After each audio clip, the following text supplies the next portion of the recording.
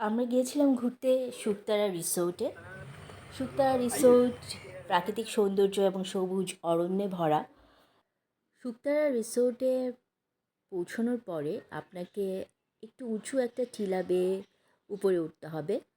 উপরেই হচ্ছে শুকতারা যে রেস্টুরেন্টটা, সেই রেস্টুরেন্টের চারপাশেও হচ্ছে অনেক সবুজ। সবচেয়ে ভালো লাগে যে জিনিসটা, সেটা হচ্ছে যে অনেক আলো ছায়া, আলো আঁধারির খেলা আছে এবং সবুজের মধ্যেই আলো আঁধারি খেলাটা খুবই দারুণ।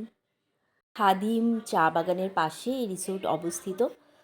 তাছাড়া আরেকটা জিনিস বলে নেওয়া ভালো, সেটা হচ্ছে যে আপনাদের রিসোর্টে ঢোকার সময় পার পারসন 500 টাকা করে দিতে হবে।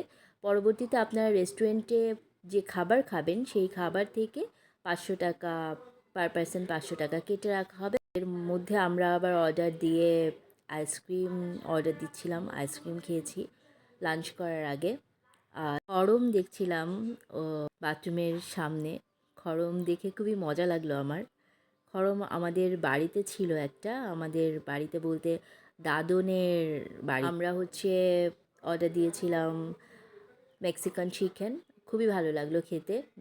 এছাড়া এখানে ডাল ভাত, সাধারণ তরকারি, সবজিও পাওয়া যায়, সেটাও খুবই দারুণ।